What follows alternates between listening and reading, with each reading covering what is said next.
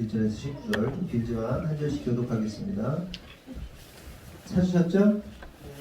네. 그때의 백성들이 그들의 아내와 함께 크게 부르짖어 그들의 형제인 유다 사람들을 원망하는데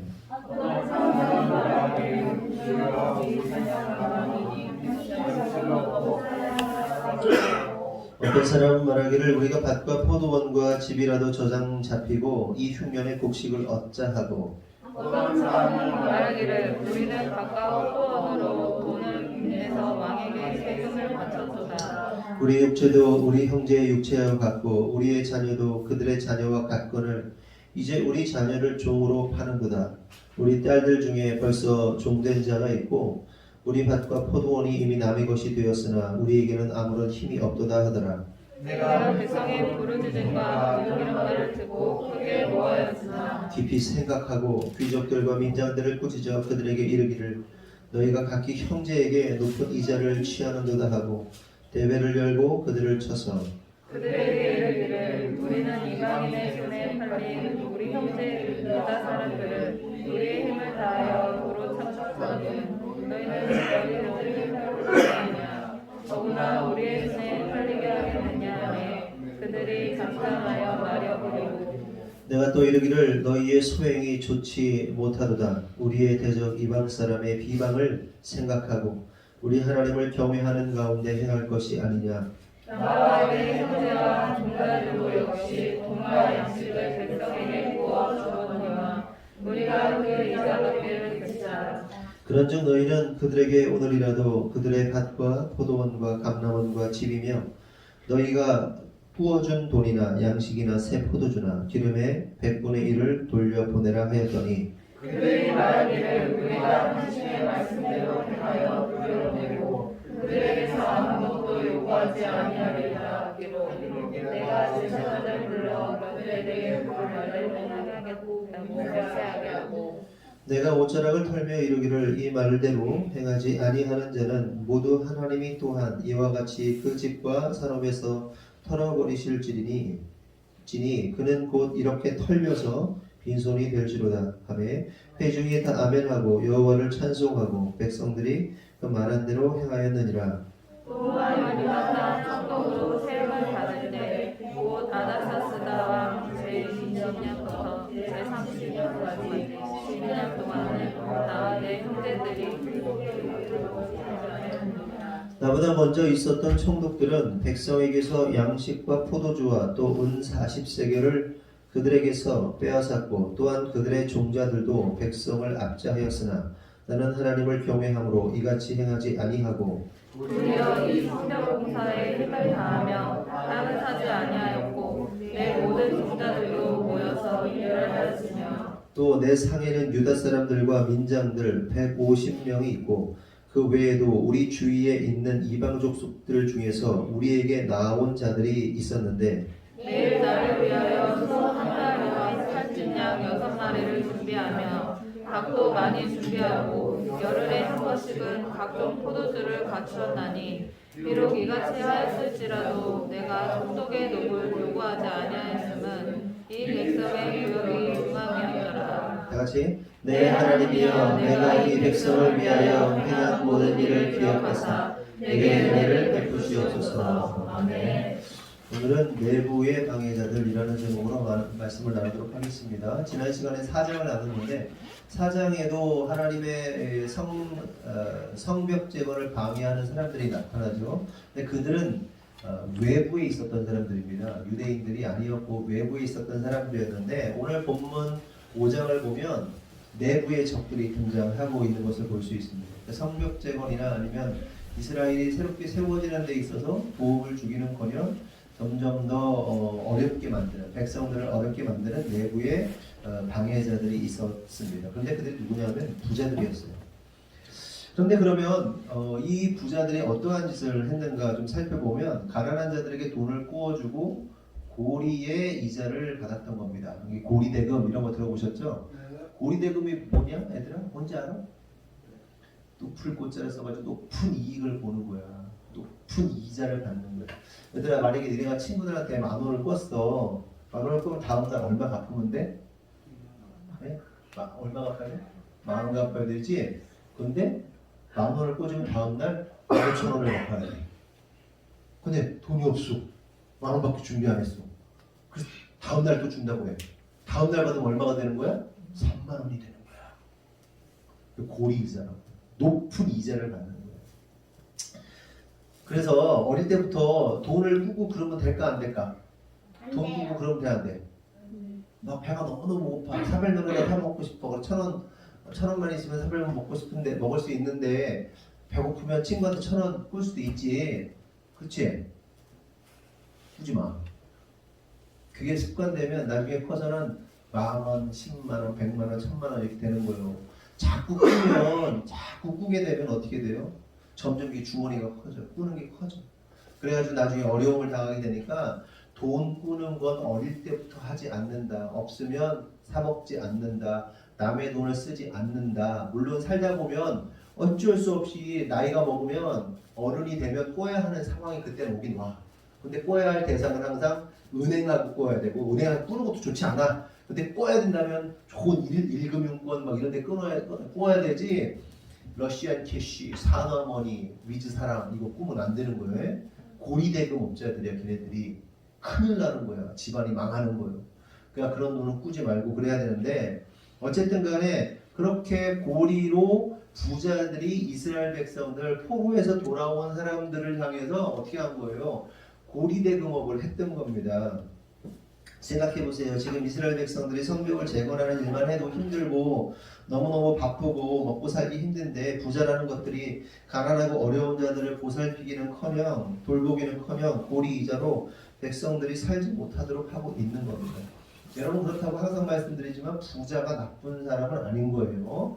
고리대금업으로 지금 이스라엘 백성들의 부자들이 지금 한마음으로 나라를 재건하고 이렇게 세워야 되는데 착취했던 부자 세력들이 나쁘다는 얘기를 하는 겁니다. 이러한 상황이 펼쳐지자 백성들이 느헤미야를 찾아와서는 이 문제를 해결해 달라고 호소를 하는 겁니다. 제발 좀 어떻게 좀 해달라고. 너무너무 힘드니까. 1절을 보면 그때의 백성들이 그들의 아내와 함께 크게 부르짖어 그들의 형제인 유다 사람을 원망하는데, 여기서 유다 사람들을 원망했다고 기록하는데 유다 사람들이 고리대금업을 했던 겁니다. 그런데 가만히 생각해보면 이런 경제적 어려움의 원인이 어디 있었던 것일까 하는 겁니다. 왜 이스라엘 백성들이 그렇게 어려워서 돈을 꾸고 고리대금 하는 사람한테까지 꾸어가지고 이런 일을 이렇게 먹고 살아야 했는가 하는 겁니다.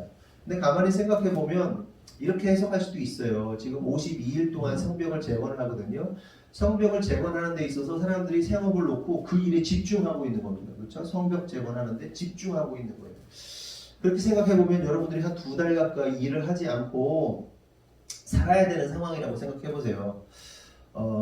참 어렵겠죠. 참 어려운 거예요. 하지만 52일 동안 일을 한 것이 사람들로부터 원성을 자아내게 하는, 그러니까 원망과 불평을 우리 도저히 못 살겠다라고 하는 어떤 촉발제가 되기는, 촉발시키기는 했지만, 사실은 정확하게 살펴보면 그 느헤미야를 통해서 성벽이 재건되기 이전부터 그 현장에서 어떤 일이 있었던 거예요? 고리대금업이 성행을 했던 겁니다.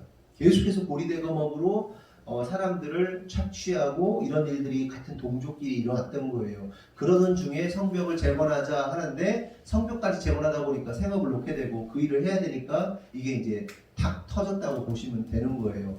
그러니까 원인과 결과에 있어서 진짜 원인은 고리대금업이 과거로부터 계속 있었던 것이고, 다만 이 성벽을 재건하는 일들 때문에 이게 이제 터졌다고 보시면 되는 겁니다.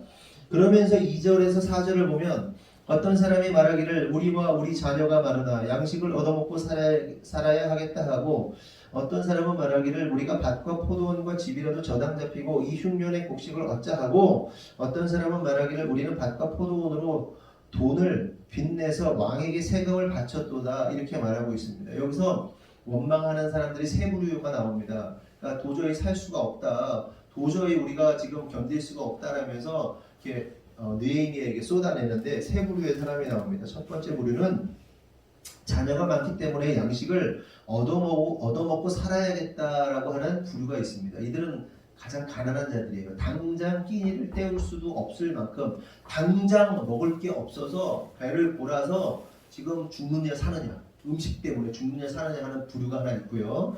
두 번째 부류는 아직 밭과 포도원과 집이 있는 사람들로서 그것을 저당 잡히고 흉년의 복식을 얻어야겠다라고 하는 사람이 있는 거예요. 너무 배고프니까 자기 가지고 땅이나 집이나 이것들을 저당을 잡히는 거예요. 고리대금업자한테 잡혀가지고 이걸 맡길 테니까 우리 먹을 것 좀 달라 이렇게 하는 사람. 그러니까 첫 번째 부류의 사람보다는 아직까지는 재산이 남아있는 사람들이라고 할 수 있겠죠.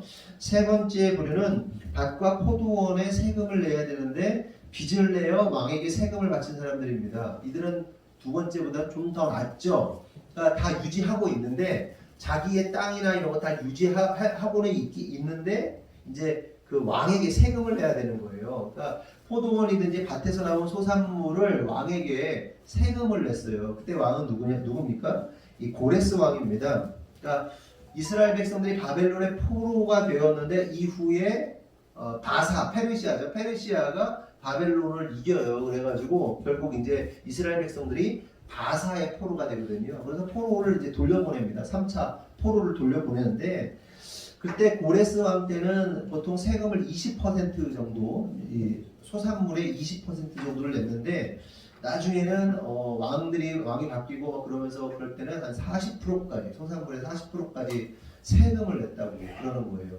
굉장히 무거운 거죠. 무거운 세금을 냈던 겁니다.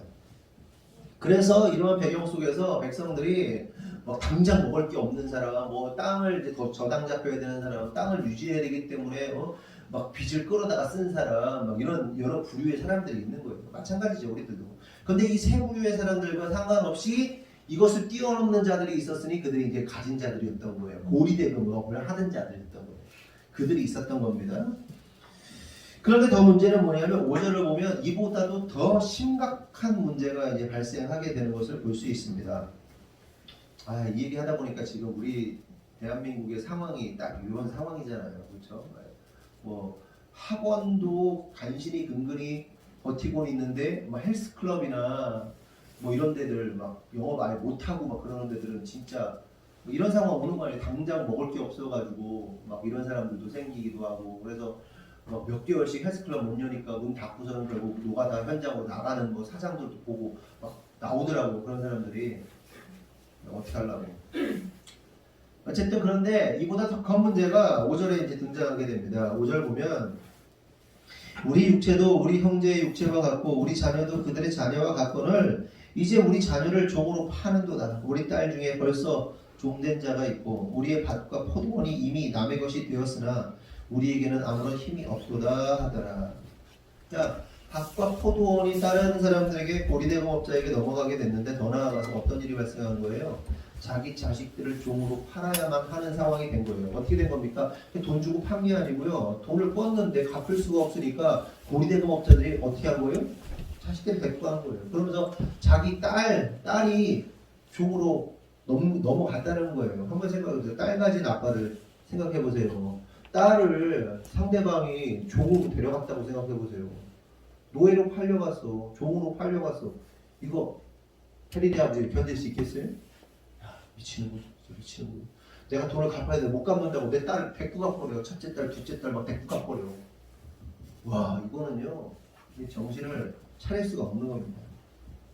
그런데 더 문제가 뭐냐면 같은 유대인들끼리 그랬다. 유대인들. 어떻게 생각해보면 고대 사회 속에서 종이 되는 것이 그렇게 얼마나 대단한 일이냐 이렇게 생각할 수도 있어요.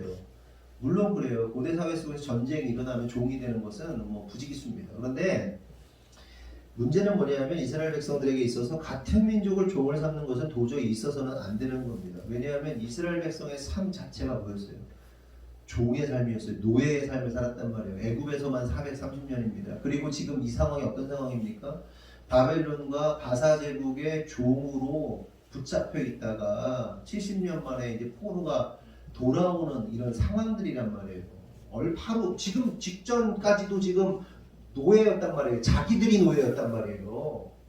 자기 자신들이 그 노예의 아픔과 그 슬픔을 아는 그들이 동족을 같이 노예했던 자가 동족을 노예 삼고 있는 겁니다. 절대로 있어서는 안 될 일인 거죠. 그러자 느헤미야가 다음과 같은 반응을 보이는데 6절 7절 보면 내가 백성의 부르짖음과 이런 말을 듣고 크게 노하였으나 깊이 생각하고 귀족들과 민장들을 꾸짖어 그들에게 이르기를 너희가 각기 형제에게 높은 이자를 취하는도다 하고 대회를 열고 그들을 쳐서 그들에게 이르기를 우리는 이방인의 손에 팔린 우리 형제 유다 사람들을 우리의 힘을 다하여 도로 찾았거늘 너희는 너희 형제를 팔고자 하느냐 더구나 우리의 손에 팔리게 하겠느냐 하매 그들이 잠잠하여 말이 없기로. 느헤미야가 백성들의 원성을 듣고 크게 노한 겁니다. 크게. 엄청 심하게 화를 내는데 그럼 왜 노했을까요? 이스라엘 백성들이 노했던 첫 번째 이유는 뭐냐면 같은 백성을 종으로 삼는 것은 율법이 금지하고 있는 것이기 때문에 그렇습니다. 다시 말해서 같은 동족을 포로 삼는 것은 하나님의 율법을 어기는 것일 뿐만 아니라 또한 어김을 통해서 아까도 설명한 것처럼 이스라엘 백성들이 지금 포로 상태에서 풀려난 지가 얼마 되지도 않은 상태이기 때문에 이것은 도저히 해서는 안 되는 일인 거죠. 그런데 여기서 우리가 한 가지 주목해볼 부분이 있는데 그것은 뭐냐면 8절이 기록하고 있는 내용입니다. 느헤미야가 어떻게 했다는 거예요? 노예로 잡혀간 동족들을 구해내고 도로 찾아오는 일에 최선을 다했다는 거예요. 느헤미야는 어땠다는 거예요? 포로로 잡혔던 자들, 같은 동족들을 살려내고 구해내고 어떻게든 이거 하려고 무진장 애를 썼다 힘을 다했다는 겁니다. 네? 저는 이 내용을 느헤미야를 보면서 여러분도 생각을 하시겠지만 쉰들러 리스트가 생각이 납니다. 그 사람이 이제 오스카 쉰들러고 실제로 실존 인물이잖아요. 오스카 쉰들러가 어떻게 합니까? 유대인들 1100명을 살려냅니다. 1100명. 그러니까 나치 독일이 막 유대인들을 학살하고 유대인들을 핍박하고 뭐 이런 상황 속에서 원래는 오스카 쉰들러가 그들을 이용해서 뭐 큰 돈을 벌어보려고 이렇게 처음에는 그렇게 시도했다가 나중에는 그들을 사랑하게 되고 그래서 공장을 차리게 되는데 폴란드 사람들을 쓰면 이 사람들이 워낙 임금이 세니까 유대인들 잡혀있는 유대인들을 사용해서 이렇게 공장을 운영하자 그러면서 그 독일 간부 이 사람을 뭐 매수하고 막 그러면서 이제 공장을 차리고 그리고 결국 기차에 태워가지고 1100명을 살려낸단 말이에요. 1100명. 근데 전쟁이 딱 이제 그 패망했다는 소식을 듣고 그때부터 독일 편에 있었던 사람들이 어떻게 된 겁니까? 전범이 되는 거예요. 전쟁의 범죄자들이 되는 겁니다. 오스카 쉰들러도 범죄자가 될 수밖에 없는 상황이 된 거예요. 그 상황 속에서 1100명의 사람들이 어떻게 하냐면 오스카 쉰들러를 위해서 그 구명을 위한 편지를 씁니다. 이 사람은 어떤 사람이 편지를 쫙 쓴 다음에 1100명의 사람들이 사인을 다 해가지고 쉰들러한테 이렇게 주면서 금반지를 하나 주는데 그 금반지가 뭐냐면 어떤 사람은 자기 금에 이빨에 있던 금을 뽑아가지고 차고 있던 금을 조금 가지고 있던 어떤 사람 걸 해가지고 이걸 만들어가지고 금반지를 하나 딱 채워주는 겁니다. 선물을 주는 거죠. 그때 그러면서 오스카 쉰들러가 뭐라고 그러냐면 이제 자신이 떠나야 할 이제 승용차가 있었거든요. 그 편지를 갖고 반지를 받고 승용차를 타고 이제 떠나야 되는 거예요. 붙잡히지 않기 위해서. 만약에 잡히게 되면 이거를 보여줘서 당신이 살아야 된다. 이렇게 되는 이런 상황인데 어쨌든 그 자가용이 이렇게 앞에 서 있는데 자가용을 이렇게 만지면서 그러는 거예요. 이 승용차를 이 자가용을 팔았다면 몇 명을 더 구했을지도 모르는데 내가 몇 명을 더 구할 수도 있었을 텐데 이 차를 팔지 못하게 하게 된다면서 막 울어요. 그런 장면이 나옵니다. 오스카 쉰들러가. 참 하나님께서 그에게 그런 사람을 통해서 사실은 자기의 만족과 자기의 성공을 위해서 어떤 일을 시작했던 거거든요. 그런데 결국에는 하나님께 쓰여지고 또한 이스라엘 백성들을 살리는 도구로 쓰여지는 것을 보게 되는데 오스카 쉰들러를 보면서 여러분도 마찬가지겠지만 사실 이것이 하나님의 사람들이 가져야 하는 태도고 하나님의 사람들이 가져야 하는 마음이어야 한다는 겁니다. 느헤미야가 그런 거예요. 뒤에도 나오겠지만 자신의 모든 것을 다해서 그 동족 하나를 살려내기 위해서 엄청난 노력을 하는 것을 볼 수가 있습니다. 그런데 보세요. 이렇게 느헤미야가 동족을 구해내기 위해서 엄청난 몸부림을 치는데 같은 이스라엘 백성으로서 느헤미야는 자신의 뜻과 자신의 온 마음과 뜻과 재산을 다 동원해요. 뒤에 나오지만 온 마음과 뜻과 재산을 다 동원해서 사람을 살려내는데 어떤 자들은 어떻게 하는 거예요? 온 마음과 힘과 뜻을 다해가지고 고리대금업을 하고 있는 거예요. 너무 다르죠, 너무. 같은 이스라엘 백성의 지도자인데 같은 가진 자이고 같은 위치에 있었던 자들인데 한 사람은 자기의 모든 것을 털어서 영혼을 구원하고 사람을 구원하기 위해서 그렇게 몸부림을 치는데 어떤 사람은 같은 동족의 피를 빨아먹고 있는 거예요. 네? 너무 다른 거예요. 너무 다른 거예요. 그러니 느헤미야의 마음이 어떻겠습니까? 세상 말로 미치고 팔짝 뛰는 거예요. 사역을 하다 보면 그럴 때가 있어요. 종종. 어떤 사람들은요 그렇게 온 마음과 정성을 다해서 막 최선을 다해서 어떻게든 살려내려고 어떻게든 뭔가 하려고 어떻게든 막 이렇게 하는데 어떤 사람은 그러거나 말거나 뭐 내 거나 잘 챙기면 되지 이러는 사람들이 있단 말이에요. 하나님께서 그들을 보실 때 그리고 그들을 향해서 어떠한 결론과 어떠한 심판을 내리시겠습니까? 잘 생각해봐야 돼요. 여러분 우리가 마음을 바꿔야 돼요. 우리 안에 나만 아는 마음이 있다면 마음을 바꾸고 자세를 바꾸고 태도를 바꿔서 정말 한 영혼이라도 살려내기 위해서 몸부림 칠 줄 알아야 되는 거예요. 이게 하나님의 사람들입니다. 그리고 그렇게 할 때 하나님께서 그 사람들을 통해서 그 영혼들을 살려내시는 거예요. 아멘이시죠? 이처럼 느헤미야는 빚으로 동족을 종상화버린 것에 대해서 분노합니다. 그래서 그는 총독의 자격으로 그들을 책망할 수가 있었어요. 하지만 그렇게 하지 아니하고 성경은 뭐라고 말합니까? 깊은 생각을 했다 그래요. 그러니까 분노가 올라오는 대로 물론 거룩한 분노를 낼 수 있어요. 그리고 느헤미야가 분노하지 않은 게 아니에요. 근데 자기에게 끌어오르는 엄청난 분노를 다 쏟아내지 않고 잠잠히 깊이 생각했던 겁니다. 네? 그냥 깊이. 그리고 하나님께서 지금 그 부자들과 고리대금업을 하는 자들과 또한 이 가난한 자들과 이들을 하나로 묶어서 정말 하나님이 원하시는 방법이 무엇일까를 깊이 생각해냈던 거예요. 여러분 거룩한 분노 아무나 할 수 있어요. 아무나가 아니라 막 분노는 아무나 할 수 있는 건 아니지만 거룩한 분노는 아무나 할 수 있는 건 아니지만 그 거룩한 분노조차도 잠잠히 참아서 그냥 자기의 화로 쏟아내는 것이 아니라 그 안에서 하나님이 진짜 무엇을 원하신가를 깊이 생각해내는 것들도 우리에게 필요한 거예요.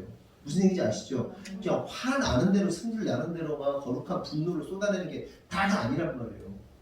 어쩔 때는 냉정해져야 돼요. 막 화가 치밀어 오는데 막 영혼을 살려내야 되는데 아무 관심 없는 사람들을 보면서 막 분노만 해야 되는 게 아니라 한편에서는 어떻게 하면 그 사람들도 하나님 편에 서게 할 것인가, 하나님의 뜻 안에서 이것들을 함께 할 수 있도록 만들 것인가에 대한 깊은 생각을 또 할 수 있습니다. 잠잠히. 무슨 얘기인지 아시겠죠? 그렇게 그가 깊이 생각했다라고 나오잖아요. 그렇죠? 몇 절이죠?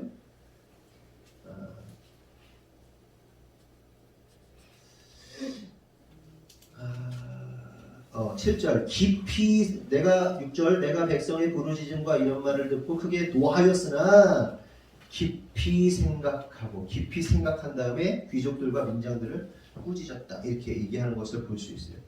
그런데 여기서 우리가 잠시 좀 살펴볼 말씀은 뭐냐면 종에 관련된 율법을 좀 살펴볼 필요가 있어요. 종에 관련된 율법. 하나님께서 종 삼지 말라, 동족을 삼지 말라는 율법을 주시거든요. 출애굽기 22장 25절에서 27절을 보면 내가 만일 너와 함께한 내 백성 중에서 가난한 자에게 돈을 구워주면 너는 그에게 채권자 같이 하지 말며 이자를 받지 말 것이며 내가 만일 이웃의 옷을 전당 잡거든 해가 지기 전에 그에게 돌려보내라. 그것이 유일한 옷이라. 그것이 그의 알몸을 가릴 옷인즉 그가 무엇을 입고 자겠느냐. 그가 내게 부르짖으면 내가 들으리니 나는 자비로운 자임이니라. 이렇게 말씀하세요. 돈 구워주면 어떻게 하라는 거예요? 채권자 같이 하지 말라는 거예요. 채권자. 여러분 그리스도인들끼리 돈 구워주고 갖고 이게 하면 돼야 안 돼요? 원래 안 되는 거예요. 근데 만약에 구워줬으면요 받을 생각을 하지 말고 구워주는 거예요. 이게 주는 거예요. 주는 거. 그런데 이 교회 안에서 성도 간의 돈의 문제는요 구워주고 받고 이걸 하면 안 돼요. 깨져. 그러니까 상황이 변하잖아요. 상황이 변해서 깨지느니 안 주는 게 낫다. 꿔주지 않는 게 낫다. 중요한 거예요. 레위 25장 39절에서 43절 보면 너와 함께 있는 내 형제가 가난하게 되어 내게 몸이 팔리거든 너는 그를 종으로 부리지 말고 품꾼이나 동거인과 같이 함께 있게 하여 희년까지 너를 섬기게 하라. 그때에는 그와 그의 자녀가 함께 내게서 떠나 그의 가족과 그의 조상의 기업으로 돌아가게 하라. 그들은 내가 애굽 땅에서 인도하여 낸 종들이니 종으로 팔지 말 것이라. 너는 그를 엄하게 부리지 말고 내 하나님을 경외하라. 어떤 사람이 종으로 왔어요. 그럼 종 삼지 말라는 거예요. 그 사람을 동거인처럼 대하라는 거예요. 한 형제처럼 대하라는 거예요. 그리고 팔지 말라는 거예요. 종으로 팔지 말고 엄하게 부리지 말고 그리고 희년에 이제 보내주라는 거예요. 하나님은 동족들을 종으로 삼지 말라고 하십니다. 그러면 여러분 이스라엘 백성들이 이스라엘 역사를 볼 때 이 율법을 지켰을까요? 안 지켰을까요? 율법 지키라고 주셨는데 이스라엘 백성들은 안 지킵니다. 그냥 안 지켜요. 그 결과 어떻게 됩니까? 율법을 어김으로 말미암아 북이스라엘, 남유다 다 망해요. 망하게 되고 어떻게 되죠? 바벨론의 포로로 잡혀가게 됩니다. 그러나 신실하신 하나님께서 예레미야를 통해서 뭐라고 말씀하세요? 70년 만에 돌아오게 할 것이다 라고 말씀하세요. 그래서 70년 만에 포로에서 돌아오게 되는 거예요. 그게 지금 상황이에요. 그런데 어이없게도 지금 어떻게 하고 있는 거예요? 오늘 본문이 70년 만에 돌아오는 것들이거든요. 어이없게도 지금 어떻게 하고 있는 겁니까? 까마귀 고기를 자셨는지 또다시 율법을 어겨가면서 형제들에게 고리대금업을 하고 고리대금업을 하면 안 된다고 그랬는데 거기다가 어떻게 하죠? 자녀들을 그러니까 밭과 이 밭이나 포도원을 가로채고 결국 자녀들을 종으로 잡아가는 것을 볼 수가 있습니다. 그러면 생각해볼 것은 느헤미야가 어떻게 하는 게 맞을까요? 여러분이 느헤미야라면 그렇게 율법을 어기고 하나님이 하지 말라고 한 것, 그러니까 이스라엘이 망한 이유가 뭐예요? 포로로 잡혀간 게 뭐예요? 고리대금업 하지 말라, 그리고 백성들을 종으로 삼지 말라 해가지고 노예 생활한 거 아니에요? 율법도 안 지키고 율법 안 지켜가지고 망해가지고 결국 70년 만에 돌아왔는데 그러면 여러분이 느헤미야라면 어떻게 하겠어요? 그거 율법 지켜야 된다. 하나님 말씀 지켜야 된다. 동족들 고리대금업 하면 안 된다. 그리고 종 삼으면 안 된다. 이거 굉장히 중요할 거 아니에요. 그럼 여러분이라면 그렇게 율법을 어기고 우리나라를 망하게 한 그 일들을 하고 있는 백성들을 향해서 여러분이 총독이라면 어떻게 하시겠는 말이에요? 일벌백계 해야죠. 네? 그냥 그런 인간들 싹 잡아다가 그냥 매질하고 재산 몰수하고 그래가지고 가난한 데 나눠주고 여러분이라면 그런 힘과 능력이 있기 때문에 그렇게 하지 않으시겠습니까? 그렇죠? 그래야 맞는 거죠. 그게 정상이죠. 하지만 느헤미야는 그렇게 하지 않아요. 백성들을 설득합니다.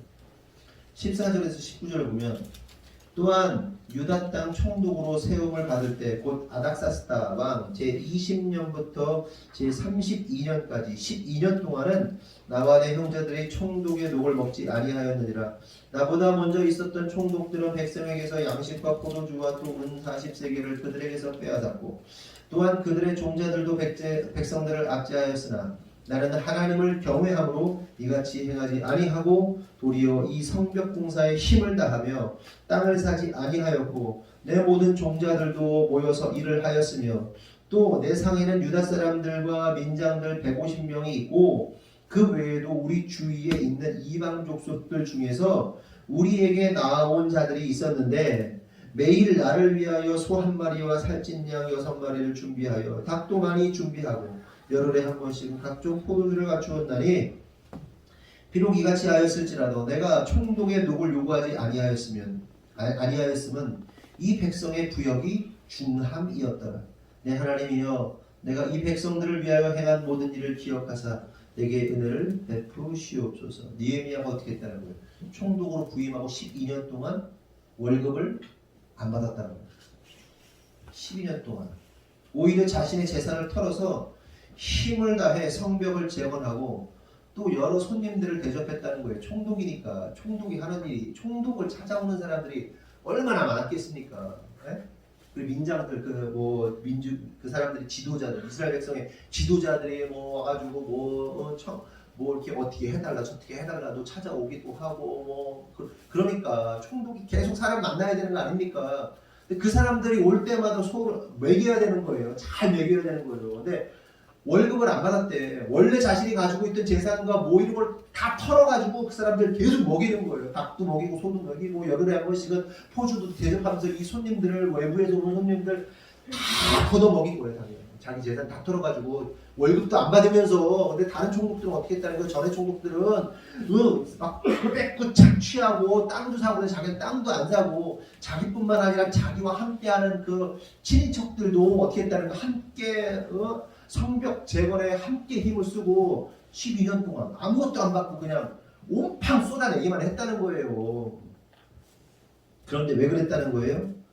여호와 하나님을 경외하기 때문에. 두 번째, 백성들의 부역이 중요했기 때문에. 백성들이 그렇게 섬기고 백성들이 일하는 것이 너무나도 중요했기 때문에 내가 지금 돈을 받고 뭘 할, 그리고 내 재산을 증식하고 나의 뭔가를 챙기고 그러지 않았다는 거예요. 최선을 다했다는 겁니다.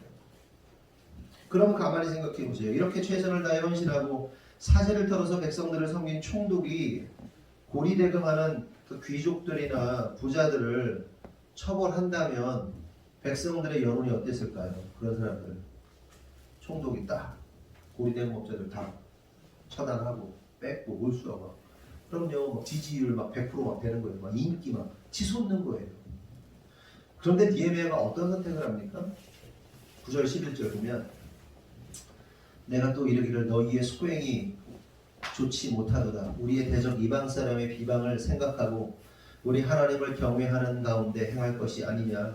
나와 내 형제와 종자들도 역시 돈과 양식을 백성에게 구워 주었거니와 우리가 그 이자 갚기를 그치자. 그런즉 너희는 그들에게 오늘이라도 그들의 밭과 포도원과 감람원과 집이며 너희가 구워준 돈이나 양식이나 새 포도주나 기름의 100분의 1을 돌려보내라 하였더니. 그러니까 느헤미야가 그들을 처단하고 처벌한 게 아니라요. 그들도 품어야 할 같은 백성이기 때문에. 네? 그렇잖아요. 내부의 적들 아닙니까? 어떻게 보면 내부를 소란하게 하는 적들 아니에요. 그럼에도 불구하고 그들도 품어야 하는 하나님의 백성이기에 그들에게 설득하는 겁니다. 뭐라고 설득해요? 너희들이 나라가 망해서 이방 사람들에게 비방을 받게 되는 그런 웃음거리가 돼서는 안 된다. 너희들이 우리 또 이 나라가 또 망한다. 그렇게 하고 싶냐? 니들이 가지기 그럼 나라가 망하면 뭐가 되겠냐? 아무것도 아니라는 거죠. 그러면서 우리가 하나님을 경외함으로 행해야 되지 않겠냐? 그렇게 말하면서 뭐라고 얘기하냐면 나와 내 종자들도 나로부터 나온 이 사람들이 있을 거 아니에요. 가족들도 있고 따르는 무리들 있잖아요. 그 친인척들이 나와 내 종자들, 내 친인척들, 나와 함께 힘을 나누고 있는 이 사람들도 돈과 양식을 백성들에게 부어줬다. 우리도 폭탄 발언이죠. 막 꾸짖는데 뭐라고 하는 거예요? 나도 그랬어. 나도 니들처럼 부어주고 이거 했어. 그런데 뭐 하자는 거예요? 이자 받지 말고 그렇게 하지 말자. 이렇게 얘기를 한 겁니다. 성도는 그런데 여기서 궁금한 것은 그거죠. 느헤미야가 뭔가를 부어주고 느헤미야 자신과 느헤미야와 이 종자들, 느헤미야 이 권력자들 함께하는 가족들, 친척들, 권력자들이 특별히 느헤미야가 뭔가를 사람들에게 부어준 다음에 이자를 받았을까요? 안 받았을까요? 여러분 어떻게 생각하세요? 네? 안 받았을 거예요. 안 받았을 거예요. 왜냐하면 우리가 추측할 수 있는 것은 그는 철저하게 하나님의 율법을 지키는 사람이었고 하나님의 마음을 가지고 있었던 사람이고 또한 월급을 12년 동안 받지 않고 사제를 털어서 사람을 구원해내고 살려냈던 사람인데 그가 사람들한테 돈 부어주고 그거 이자놀이 했겠냔 말이에요. 그렇다고 볼 수 없죠. 하지만 그럼에도 불구하고 느헤미야가 돈과 양식을 부어 주었다라고 표현하고 있는 것은요. 느헤미야 자신은 안 그랬을지라도 자기와 관련된 친인척들이 이자놀이를 할 수도 있었기 때문에 그런 표현을 쓴 거예요. 그러니까 어떻게 한 거냐면 자기 하나만 딱 챙긴 게 아니라 다른 사람의 죄를 나의 죄로 가져간 거예요. 동일시하는 거잖아요. 그러니까 제사장들이 하는 것이 뭡니까? 다른 사람의 죄를 나의 죄로 여기고 하나님께 올려드리는 것이 제사장의 역할이잖아요. 그렇죠? 하나님의 사람은 이거 이렇게 한다고 그랬잖아요. 근데 하나님의 사람이 아니라 귀신의 사람들 어떻게 한다고 그랬죠? 자기의 죄를 떠넘긴다고 그랬잖아요. 저 사람 탓, 누구 탓 한다고 그랬잖아요. 이 하나님의 사람과 귀신의 사로잡힌 사람들과의 삶의 차이점이라고 그랬잖아요.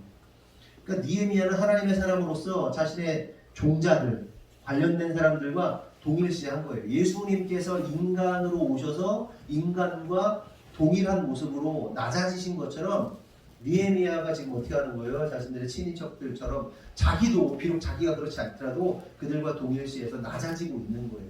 섬겨주고 있는 거예요.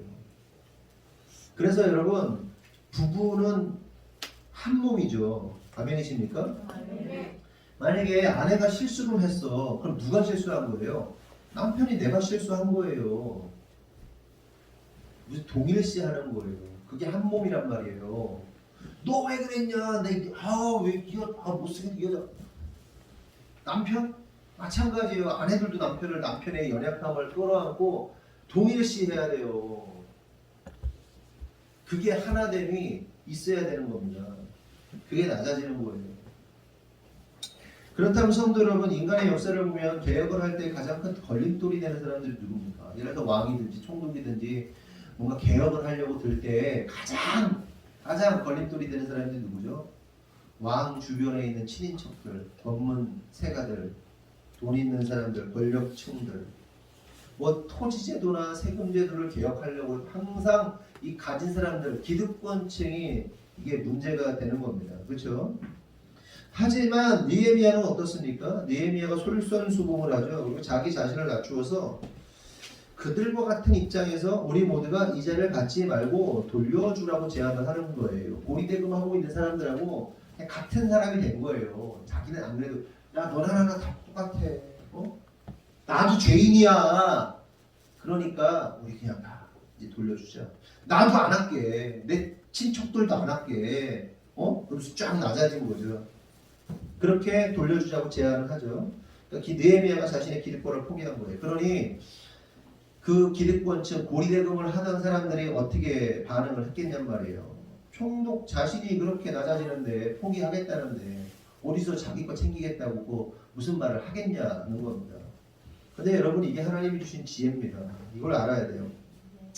여러분 교회가 세워지고 성도들이 세워지는 교회가 어떤 교회입니까? 목회자가 가장 먼저 헌신하고 가장 먼저 낮아지고 가장 많이 섬기고 가장 많이 헌신하는 그 교회의 지도자, 목회자가 그럴 때 교회가 세워지고 성도들이 세워지는 겁니다. 아멘이십니까? 근데 제가 오늘 아까 그 손현보 목사님 영상을 잠깐 보는데 사람들이 손현보 목사님한테 댓글을 달기 시작한대요. 손현보 목사의 재산을 캐봐야 된다. 응? 분명히 저 사람 문제 있다.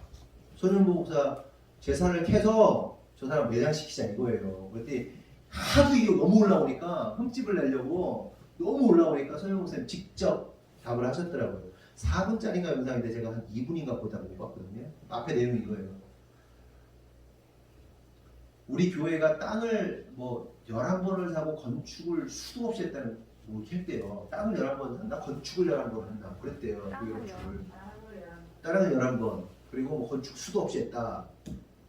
근데 그거 세우려면 어떻게 되냐? 목회자가 주의 종에 먼저 하나님께 다 드릴 때 그걸 할 때 성도들이 따라오는 거 아니야. 그래서 자기는 돈도 없다. 그리고 빚이 너무 많아가지고 아내하고 이거 우리 죽을 때까지 갚을 수나 있겠냐 하면서 뭐 거기까지 들었어요. 그랬다는 거예요. 여러분 제가 아는 교회 성도들 그러니까 목회자도 행복하고 성도들도 목사를 존경하고 사모를 존경하고 존중하고 서로가 서로를 사랑하고 뭐 이런 교회들 보잖아요. 특징이 뭔지 아세요? 목사님이나 사모님이 그냥 던져버려요. 헌신해버려요.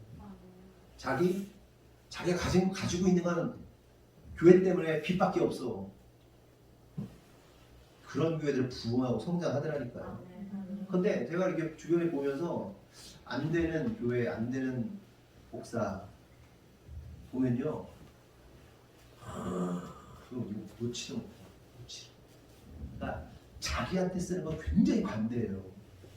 헌금하거나 아니면 성도들 향해서 던지는 거는 못해요. 너무 힘들어해. 진짜예요. 그런 교회들 어떻습니까? 분열이 일어나고 냉랭하고 부흥이 안 되고. 그런데 여러분, 이러한 모습, 지도자가 먼저 섬기고 낮아지는 모습은요, 교회에서뿐만 아니라 가정이나 사업, 사람들과의 관계 속에서도 동일하게 적용되는 겁니다. 내가 더 포기하고 내가 더 낮아지고 내가 더 섬겨보세요. 그 가정과 직장과 사업은요, 세워질 수밖에 없습니다. 그리고 이러한 분위기 속에서 세워진 사람들이 어떻게 돼요? 똑같이 되는 거예요. 그 사람들이 똑같이 섬기고 똑같이 낮아지고 똑같이 이게 되는 겁니다. 그러니까 기득권 내려놓고 섬기면 하나님께서 교회를 세우시고 성도를 세우고 또 가정도 세우고 사업도 세우고 그러는데 자기 거 챙겨 먹기 시작하면 그때 또 무너지기 시작하는 거예요. 잘 들으세요. 가정도 마찬가지예요. 제가 참 답답한 가정들을 볼 때 뭐냐면 어떤 가정은 그래요. 남편이 막 취미생활 막 그걸 못 놔. 어떤 남편 봤는데 집이 막 부유하지 않아. 근데 그 남편 제가 그걸 봤거든요. 그때 막 위기의 가정을 봤는데 그냥 평범한 집인데 남편이 무슨 취미를 가지고 있냐면 승마 취미를 가지고 있는 일반 직장인이야. 50대 중후반에 남자가 승마 취미를 가지고 있는 거예요. 승마를 해야겠대 자기는. 가정이 남아나겠어요 이게. 또 아내들은 또 뭐예요? 막 홈쇼핑, 막 인터넷 쇼핑 막 해대고 막 미쳐 날뛰어. 자기가 헌신돼요. 자기가 포기돼요. 네? 그럼 선순환이 일어나요. 그런데 이런 경우는 있죠. 또 구제불능. 나는 막 날마다 헌신하고 섬기는데 이쪽은 날마다 써제껴. 힘든 일이에요. 그러니까 남편과 아내의 관계는 참 가족과 부부의 관계는 참 힘든 거긴 하지만 이걸 잘 맞춰 나가고. 그러니까 지난주에도 말씀드렸다시피 세상에서 가장 위대한 기술은 뭐예요? 그러니까 부부가 행복하게 살아내는 기술이 가장 위대한 거죠. 그런데 이 부부가 행복하게 살아가는 데 있어서 이것을 하나로 만드는데 뭐가 필요한 거예요? 신앙이 필요한 거예요. 하나님 열심히 믿어보세요. 여러분 세상 나가서 누가 돈 빚내지 마라, 누가 뭐 쓰지 마라, 니네 헌신해라, 섬겨라 이 얘기를 세상에 누가 해요? 교회가 나오니까 그런 얘기 하는 거 아니에요? 듣는 거 아니에요, 여러분이? 그렇죠? 예수님 말씀대로만 살아보세요. 승승장구해요. 그런데 말을 꼭 안 들어. 이번 주에도 전화가 밤늦게 왔는데 너무 힘들어하는 거야. 막 망해가지고 망해가는 거야 지금. 제발 좀 결론이 뭔지 아세요? 제 아내하고 제발 좀 말 좀 들으라고. 제발 좀 우리가 시키는 대로 좀 하라고. 그럼 잘 돼. 내가 책임질게. 네 사업 책임질게. 이런 말을 할 정도로 제발 좀 들으라. 안 들어. 자기 하고 싶은 대로 해. 날마다 어려워. 나는 왜 그런지 모르겠다고. 네가 말을 안 들어 처먹어서 그래. 오죽하면 그래요. 답답하면. 아이고 참. 계속해서 12절 13절은 이렇게 말합니다. 그들이 말하기를 우리가 당신의 말씀대로 행하여 돌려보내고 그들에게서 아무것도 요구하지 아니하리이다 하기로 내가 제사장들을 불러 그들에게 그 말대로 행하겠다고 맹세하게 하고 내가 못자랑을 털며 이르기를 이 말대로 행하지 아니하는 자는 모두 하나님이 또한 이와 같이 그 집에서 산업에서 털어버리실지니 그는 곧 이렇게 털려서 빈손이 될지로다 하며 회중이 다 아멘하고 여호와를 찬송하고 백성들이 말한 대로 행하였느니라. 그러니까 고리대금 받은 사람들이 어떻게 하겠다는 거예요? 느헤미야 말대로 하겠다라고 약속을 합니다. 그러자 제사장 불러요. 제사장 불러가지고 제사장 앞에서 그걸 맹세하게 합니다. 그래서 그때 느헤미야 옷을 터는 거예요.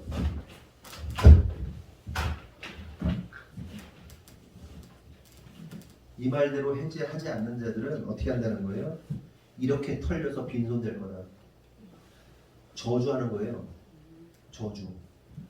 그랬더니 백성들이 뭐라고요? 아멘. 그래요.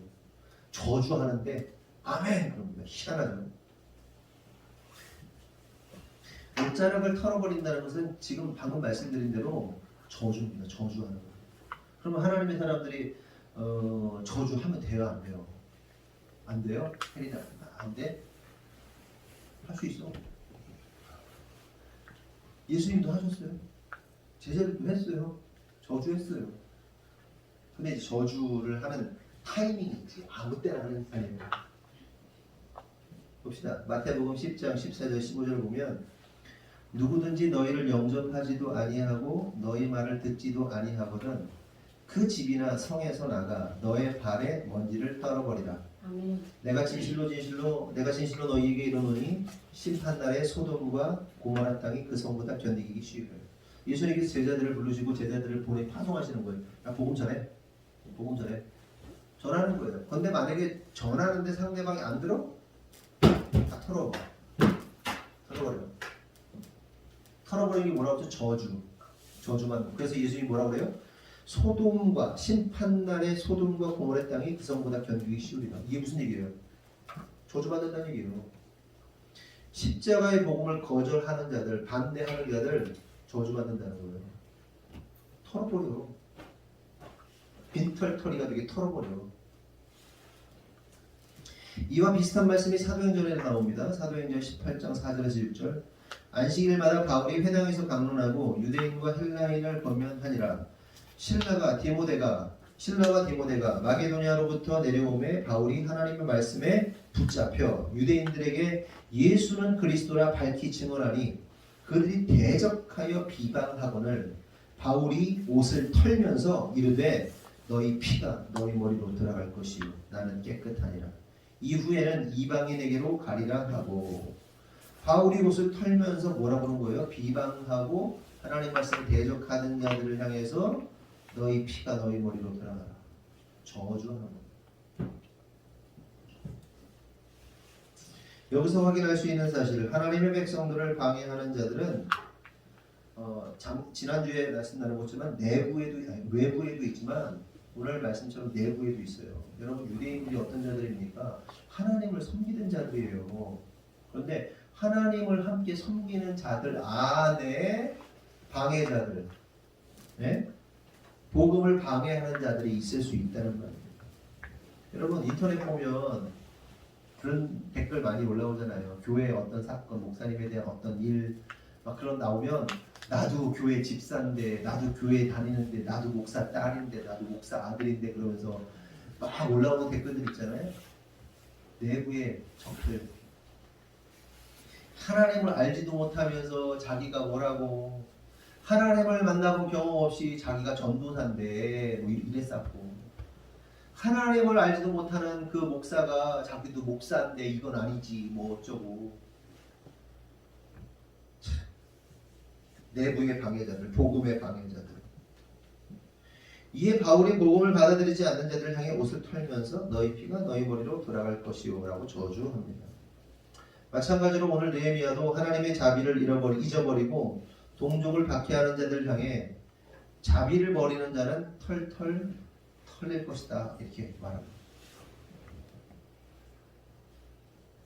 이런 말씀 마칠게요. 혹 우리의 모습이 마치 느헤미야 시대의 귀족들과 기득권층들과 같은 모습은 아닌가. 또한 우리가 그런 기득권층이 되기를 바라면서 살아가고 있지 않은가 하는 겁니다. 살다 보면 억울한 일이 많죠. 그래서 진짜 가진 자가 돼서 갑질 한번 해보고 싶은 게 소원인 사람이 있을 수도 있어요.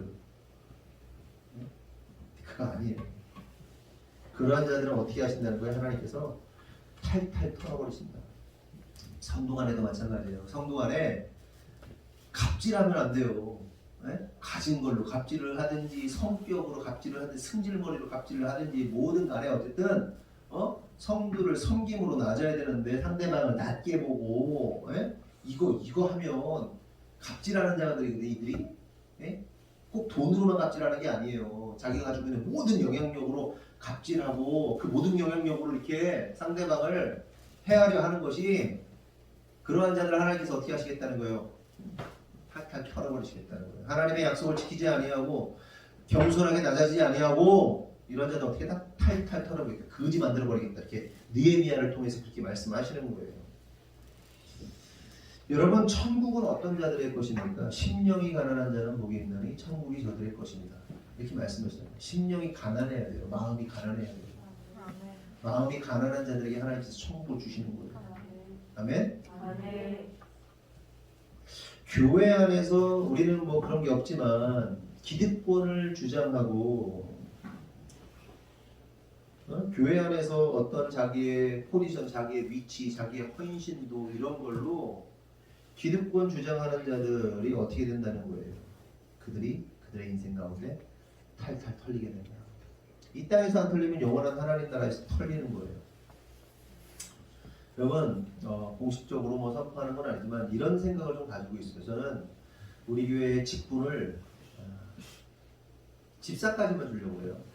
집사 이상은 없어요. 우리 뭐 장로님이나 권사님들이 계시지만 우리 성도들 중에는 집사가 돼서 권사가 돼서 장로가 되는 일은 만드는 일을 하지 않았으면 좋겠다는 생각을 합니다. 왜 그러냐면 장로가 되지 않았다면 혹은 권사가 되지 않았다면 타락하지 않을 수 있었는데 장로가 돼가지고 타락하는 경우를 너무 많이 보는 거예요. 여러분들 우리 장로님, 여러분이 아시는 우리 장로님은 진짜 제 아버지시라가 아니라 진짜 훌륭한 분이세요. 알고 계세요. 장로님 좀 부끄러우시고 눈이 지금 감으시지만 한 번도 정치적으로 한 번도 뭐 이렇게 없어요. 그냥 그런 게 없어요. 진짜 장로님이세요. 그냥 어떻게든 여러분들 보면 이렇게 반가워가지고 그랬냐고 저랬냐고 막 이렇게 반가워하시고 그런 분이시지. 근데 여러분 까미 안 되는 장로가 돼가지고 정치하러 다니고 교회 정치하러 다니고 이런 제가 그런 얘기 한 번도 안 해서 그렇지만 정치하러 다니고 그래서 막 주의 종들을 막 송사에 휘말리게 하고 지금 우리 감리교에서 그렇거든요. 그거 어떡할 거예요? 그거 교회 분열, 교회에 혼란을 일으키는 직분자들이요 굉장히 많습니다. 굉장히 많아요. 그래서 제가 존경하는 목사님들, 박보영 목사님도 그 교회에는 직분이 아예 없어요. 직분이거든요. 거기는 아예 직분이 없고요.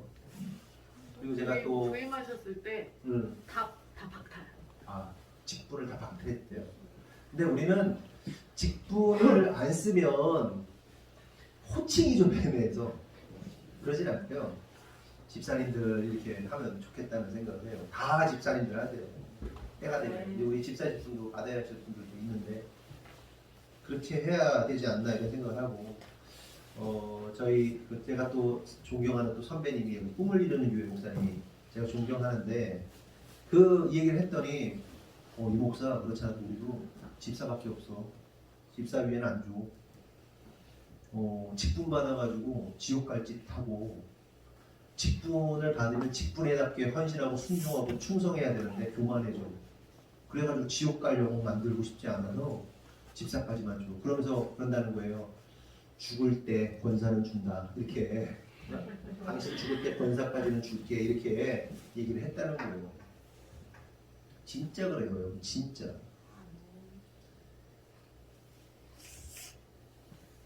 여러분 권사가 되고 장로가 되면요 그에 상응하는 헌신을 해야 돼요. 진짜로요. 장로는요 어떻게 되는 거예요? 교회와 함께 죽는 게 장로예요. 네? 그러니까 만약에 목사가 굶어가지고 잘 못 먹고 있잖아요. 장로는 자기 재산을 팔아서라도 목회자를 거기 살려야 되는 거예요. 그게. 네? 무슨 얘기인지 아세요?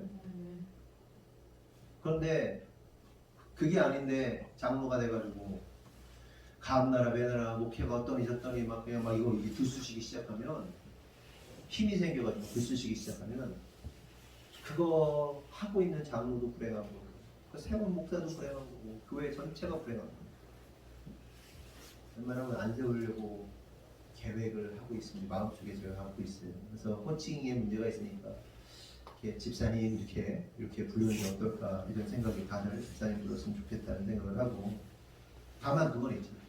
진짜 집사냐 가짜 집사냐. 진짜 집사다운 집사냐. 우리가 말 안 하진 않지만 저 집사님은 진짜 집사냐. 이 정도 수준이 됐으면 좋겠는 거예요. 그래서 저도 벌써 이제 그 지방에서 이제 정이 이제 떨어질 연급이고 진급 하잖아요. 정 13, 14가 되면 정 떨어지는데 정 떨어질 연급인데 떨어지면 감리사도 할 수 있고 이것도 할 수 있거든요. 절대로 저는 안 할 거예요. 감리사 같은 거. 정치에 관련된 거 안 하는데요.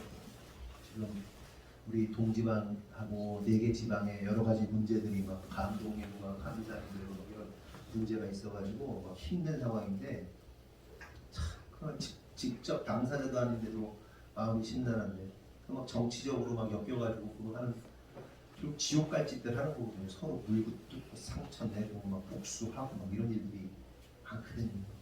그러면 장로가 되면 거기에 끌려다녀야 돼요. 뭐 투표하는 데 가야 되고 막 누구 막 말 듣고 막 이거 막 이랬다가 저랬다가 왔다 갔다 막 하면서 막 죄 짓고 그래야 되거든요.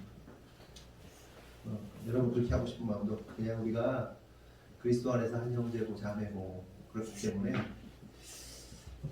기득권을 가지려고 하면 안 돼요. 교회 내에서 기득권. 내가 이 교회에서 몇 년인데 아니면 이 교회에서 내가 뭐 집사된 지가 몇 년인데 그게 중요한 거 아니에요. 그냥 우리가 지금 열심히 하나님을 잘 섬기는 거, 기득권을 내려놓고 섬기는 거, 이게 진짜 중요한 거거든요. 말씀 마칠게요. 그러므로 성도 여러분, 하나님의 역사 속에서 저와 여러분이 하나님 내부의 적이 안 됐으면 좋겠어요. 우리는 하나님 안에 있잖아요. 그런데 하나님 안에 있는 자들이 하나님의 적이 될 수 있단 말이에요. 절대로 그러지 마시고 그런 존재가 아니라 낮아짐과 섬김과 헌신으로 하나님 편에 굳건히 서는 분들이 되기를 예수님의 이름으로 축원합니다. 기도하겠습니다. 하나님 감사합니다. 오늘 말씀을 통해서 깨닫습니다. 내부의 방해자들을 보게 됩니다. 하나님, 이스라엘 백성들이 새롭게 세워져야 되고 이스라엘의 성벽이, 예루살렘 성벽이 재건되어야 하는데 그 안에 같은 동족을 착취하고 같은 동족을 괴롭게 하는 그 가진 자들이 있었습니다. 내부의 적들입니다. 내부의 방해자들입니다. 혹 하나님, 우리 하늘꿈 교회 그리고 이 나라와 이 민족의 교회 가운데 혹 우리가 하나님 안에 있으면서 하나님의 일을 방해하는 내부의 적들이 아닌가 회개하게 됩니다. 우리의 언행, 말투, 생각, 행동 그 하나하나가 하나님 낮아짐과 겸손함이 되게 하여 주시고, 우리 안에 가지려 했던 그 어떤 기득권, 우리 안에 가지고 있었던 자기만의 자랑들, 어떤 자기만의 의로움들 다 내려놓게 하시고 오직 낮아짐과 섬김으로 우리의 생명을 다하여 하나님의 교회를 세우기 위하여 그렇게 몸부림칠 수 있는 내부의 적이 아닌 하나님의 편이 되는 우리 모두가 될 수 있도록 인도하여 주시옵소서. 우리 하늘꿈 교회 성도는 모두 다 하나님 마음을 시원케 하는 자들이 되기를 간절히 소망합니다. 그러므로 주님, 오늘도 우리가 예수님을 닮아서 겸손과 낮아짐으로 섬기는 자 되게 하여 주시옵소서. 주님께서 이루실 줄 믿사옵고 예수님의 이름으로 기도합니다. 아멘. 다 같이 주여만 하고 기도하겠습니다. 주여!